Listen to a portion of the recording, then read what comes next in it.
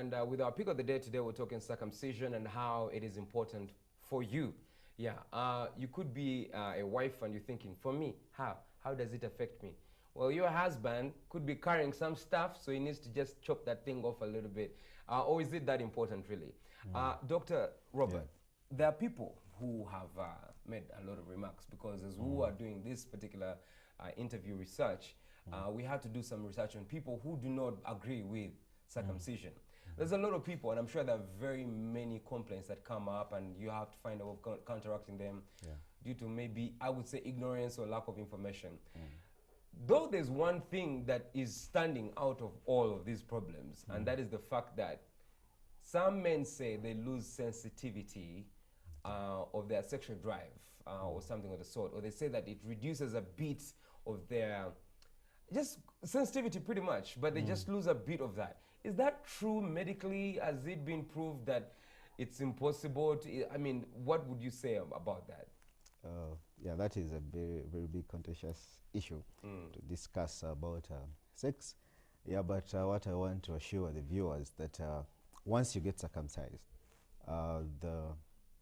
it doesn't interfere with a sensitivity. So it doesn't either increase or even decrease the sensitivity. But what most people don't know is like sex starts up in the mind. Yes. So once someone comes up with that, we usually go through the counseling bit. We talk about the mind, how prepared they are before the act, and we see many people get the results. Yeah, but it's usually up in the mind. They think that yes, now the hardness is coming. Actually, some say they've gotten too much sensitivity. Others say the sensitivity has reduced, but still we counsel them psychologically, and they get better results. After a few times of trial, they come back and say, hey, this is the results fine. are working. Yes, it didn't affect Yes. my sensitivity. Okay. Didn't either increase or reduce. It stays the same. So this whole idea of men who are circumcised give better sex to women, how true is that? I'm not going to give my personal experiences, but I'll say that I'm very sure there are many people who have come to you and said such things, or you've had these in dialogues that you've had. Is this true or false? I mean, it would be easy to say false or true, but giving a detail on that, is it true or false? I think, from my experience as a medical doctor, I would say it's a myth. Okay. Yeah, it's just a myth. It's just a myth. Okay. Yes, but it's not true or false. Like it's not true entirely scientifically, but it's just a myth so at the end of the day, okay, let me try and understand this, right? Sex is psychological. Yeah. So at the end of the day, regardless of what kind of person you're with or what kind of person you are, if your brain and their brain is worked out right, you could have great sex. True. Whether you're circumcised or not circumcised, whether the woman, there's all these things that they will tell you about women who have done things to themselves and whatever and whatnot. So you want to tell me that this circumcision has basically everything to do with medical purposes for hygiene and making sure that you are okay. Yes, and prevention of STIs. Yes. Of course, maybe someone might be deterred from having intercourse, say because he imagines or she imagines that place is dirty or something. Yes. So that might deter someone from having great intercourse. Great sex. Psychologically in your head. The foreskin is not fun for them. I think that could be the explanation. Okay, great. Because I've heard about that. I mean, it's a morning show. Wouldn't go too deep into the details, but I've been told about women who also have had the same issue, where women say, I'm not going to go ahead because I know the female genital mutilation, which is, I think, very, what's your say about that? Because some people say that it's female circumcision, the entire world is going against it. Is that something you would even think it's part of any of this? No. Not at all. Not at all. But then there's also the idea of Sengas. You've heard about the Sengas, apparently, who in the right way to call it, they say pulling, as they call it in that term. Does it as well affect, because it's all about the brain, right? I would imagine it's all about the brain at the end of the day. Yeah, So there are no other ways of enhancing your sexual drive besides psychologically with your brain. Great. Let's look at the that format. one I can't comment. Yeah, let's look at the Dr. Robert Yeah, Soka. medical, Yeah, I'm on your side, by the way. Mm. Let's look at the methods, the different methods that are there. The bagishu, they say for us, we want to just do this live when everyone is watching. If a man cries or if a man says, ooh-wee, you know, all these things, then you're you lose a lot of your credibility and everything. Do you have issues with that? Because apparently for medical, for the medical side, it's so you don't even feel the pain because there's a lot of things that they will give you, so you don't feel the pain or anything. Do you ever have that clash between the traditionals and the medical side? Do you ever have that? Yeah, we do. Of course, the outlook is not the same. Like when you look at a circumcised wound, that has been done traditional, and the medical one, they will look totally different. And of course, some get that kind of rejection when they go back to the communities. They'll be like, you're a coward, and because by the nature of how the wound looks like, because ours is a bit very clean and looks good. Theirs you have like scar tissue from like the head of the penis to the base. So you have all that scar tissue, yet for us we have just like a line. So those are the clashes we've been having. But when you go back to the bagishu, actually there's a project going on, and they are doing a lot of circumcisions for their boys. Yeah, I think some are now shunning the traditional practice, especially those ones who have been enlightened or educated. Great. So take us through the process of getting circumcised. When I go to the clinic, are there specific clinics or any clinic? Yeah, there are specific clinics. There is a logo for safe male circumcision. It has SMC. So wherever you find that logo, it's like a family planning logo. If you find it SMC, then you know that the services are offered at that place. Yeah, like for Makerere University Hospital, we have the services.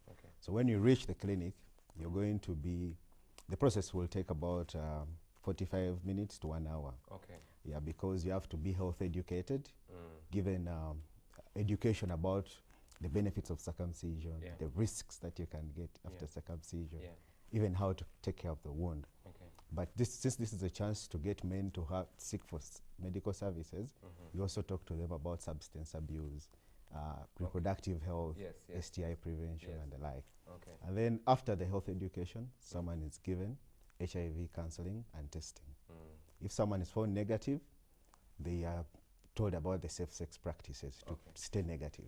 If someone is positive, they are given options to go for chronic care and treatment. And afterwards, they can decide whether to continue with circumcision or not. Yeah, so meaning being positive doesn't deter you from getting circumcised. And after that, you get a tetanus vaccination. Since we are creating a wound on you, circumcision would be, tetanus vaccination would be preventing you from getting tetanus. Afterwards, you are assessed for eligibility. Like not everyone is fit for circumcision. They have to check out whether you're fit for circumcision. So you've asked some few questions about your health, general health, STIs and everything. Then you're examined fully to check out for any abnormalities.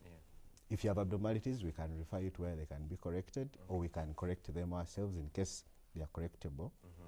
But there are people who have contraindications, like if you have diabetes, you have to ensure that your diabetes is well controlled.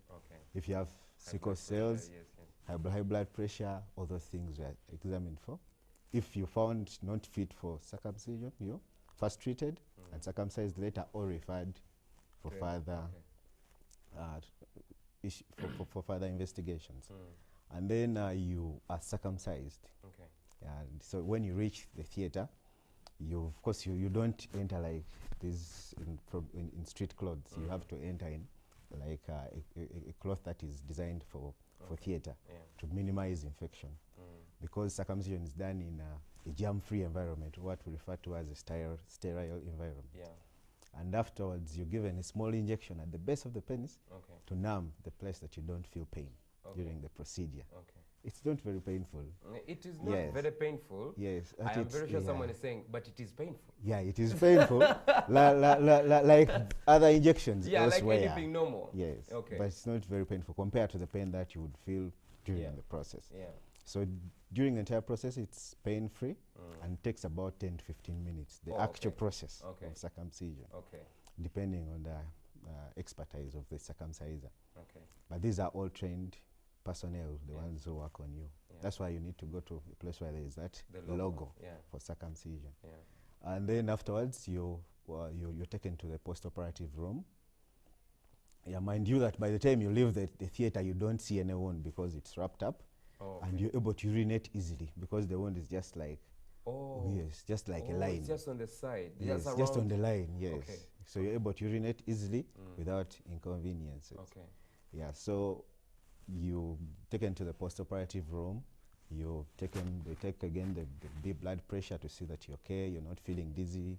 They monitor you for any bleeding that might happen at that time. That takes about 30 minutes during that observation. So afterwards, you're let to go home. You go home actually putting on your underwear, not kanzus or skirts. So what kind of underwear? Your normal Yeah. underwear, or they give you a specific one? Yeah, like You're recommended to. you're recommended to get an underwear which is like those panty, ordinary ones. The panty. Yes, the panty, the one that looks like the lady, the female underwears. Yeah. Yes, to keep the pants in an upward position, Okay. because you don't want it to hang around, because there it makes it swell Yeah. and it bleeds. It I can don't know bleed why easily. everybody's laughing, but anyway, Yes. Yeah. So we expect it to. Yeah. So you keep the boxers aside at least for the next 2 weeks. After 2 weeks, you can go back to the boxers. Okay. Yeah. So that means you can even move around if Yeah, you can go to work, you can do whatever. go to work if your work doesn't involve lifting heavy stuff. And then you're told to come back after 48 hours. Those Okay. are 2 days Okay. for bandage removal, and then they look at the wound if it's bleeding or not. They work on it. Yes. Okay. Then afterwards, you keep the wound dry, still from that time of circumcision up to 1 week. Okay. And then at 1 week, you come back still for review. They are looking out for any infections, anything that might have happened. Yeah. If it's there, then it's managed. Okay. And afterwards, you're expected to come back after 6 weeks before you resume intercourse. Okay. Yes. After, great. Then after that, you do protective sex for 6 months. You do protective sex for 6 months. Yeah. Afterwards, Or it's- be people like us and abstain. It works Yes. as well. Yeah. actually for those ones who are not of age can abstain Yeah. constantly. People like us have been abstaining Yeah. for a very long time.